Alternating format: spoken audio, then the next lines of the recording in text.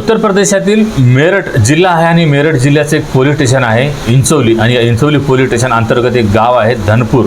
या गावामध्ये एक 36 वर्षीय नयन सिंग नावाचा सैनिक राहत होता, जो मागील 11 वर्षापूर्वी भारतीय सेना दलामध्ये भरती झालेला होता।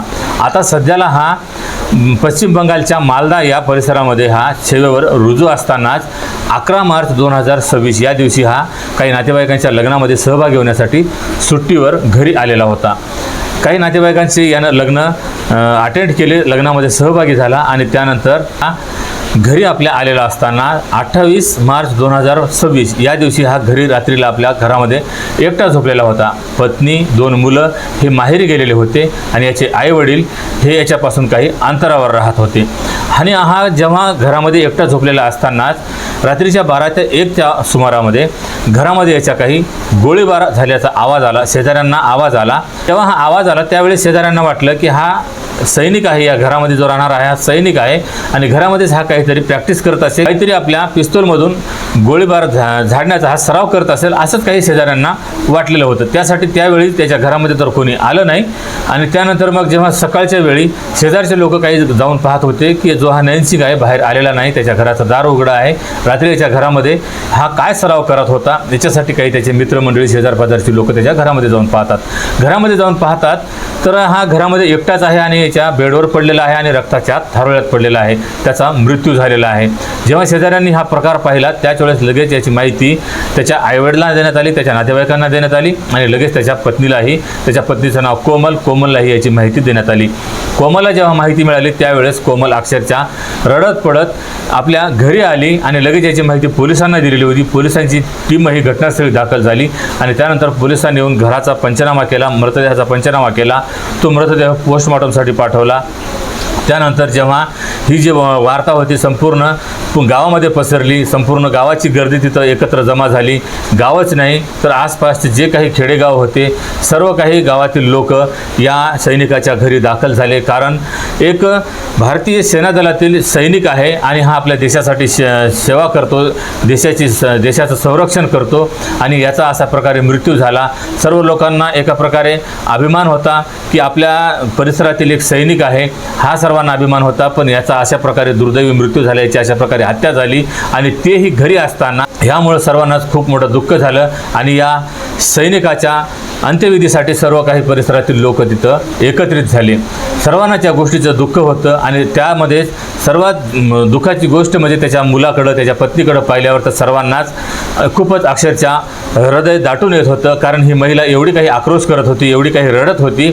सर्वांना त्या महिलेचं दुःख पाहून, तिचं रडणं पाहून लोकांना अक्षरशः दुःख वाटत होतं। लोकांच्याही अक्षरशः डोळ्याला धारा लागलेल्या होत्या, सर्वांच्या डोळ्यातून अश्रू वाहत होते, कारण एक सैनिक आहे आणि सैनिकाची अशा प्रकारे ही पत्नी आता विधवा झालेली आहे, अशी ह्यामुळं सर्वांना त्या गोष्टीचं दुःख वाटत होतं।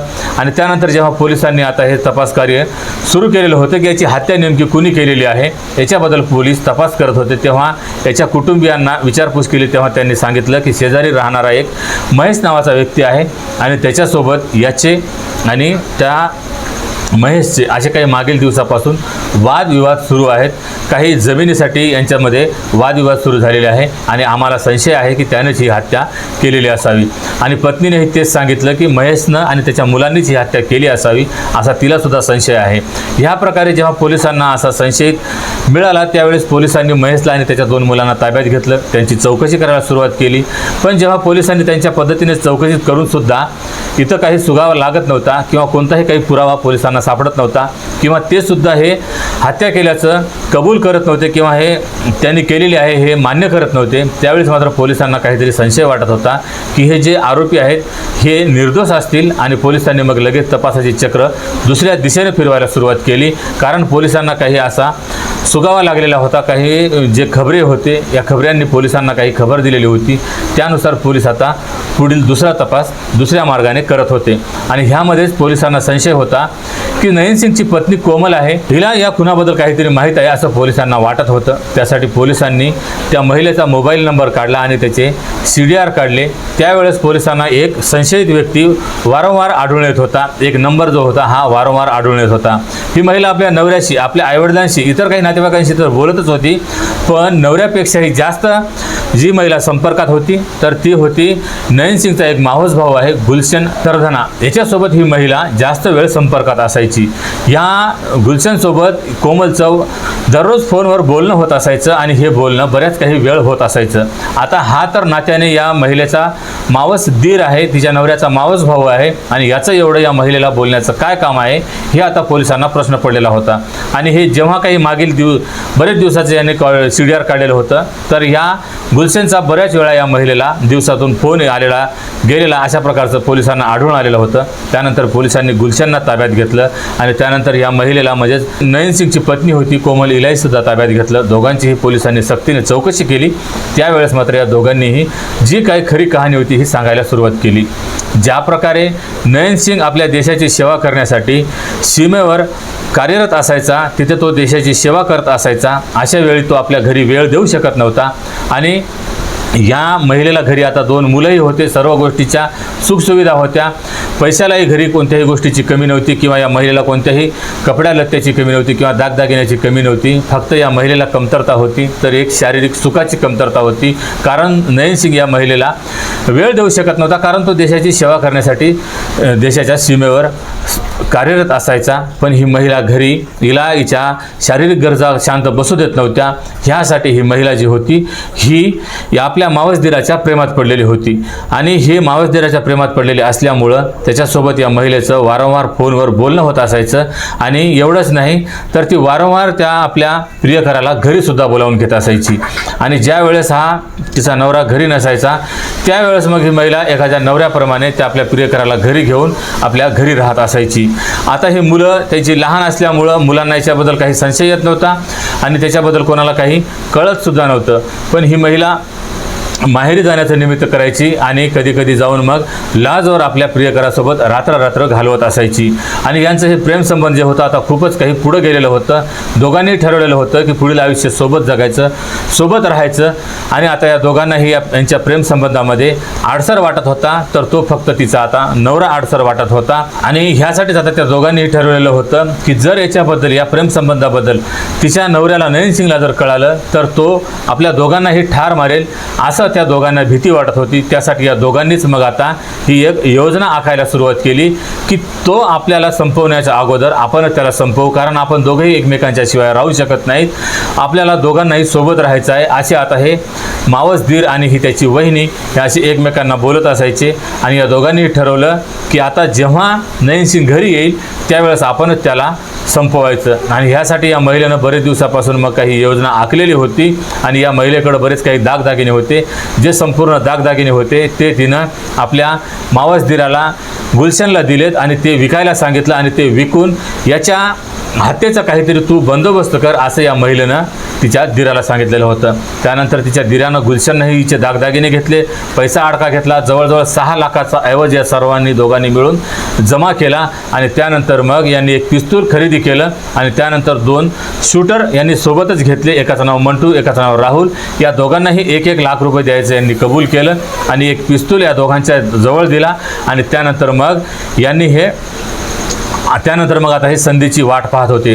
जसा हा नयन सिंग आपल्या घरी आलेला होता, 11 तारखेला सुट्टीवर आलेला होता, काही लग्न समारंभामध्ये हा सहभागी झाला. त्यानंतर मग ही महिला हळूच आपल्या नवऱ्याला म्हणाली की माझ्या आईची तब्येत बरी नाही, मला माझ्या आईला भेटायला जायचं आहे. आणि ज्या वेळेस याचे आईवडील बाहेरगावी गेलेले होते आणि त्याच वेळेस मग ही महिलाही हळूच आपल्या माहेरी निघून गेली. 2 मुलांनाही सोबत नेलं. आणि त्यावेळेस नयन सिंग घरी एकटा होता आणि 28 तारखेच्या रात्री हा एकटा असतानाच ही संधी यांनी पाहिली. आणि त्याच वेळेस गुलशन आपल्या 2 मित्रांना सोबत घेऊन घरी आला आणि मध्यरात्री हळूच दार जे होतं त्या महिलेनं सांगितलेलं होतं त्या प्रकारे हा त्या घरामध्ये दाखल झाला. आणि घरात दाखल झाल्यानंतर हा जेव्हा गाढ झोपेत होता, गाढ झोपेत असतानाच या 2 याच्या मित्राने आणि गुलशनने त्याच्यावर गोळीबार करायला सुरुवात केली आणि जसं त्याच्यावर 2-3 गोळ्या झाडल्या, या 2-3 गोळ्या झाडल्या आणि त्यामध्येच तो जागीच मृत्यू पावला.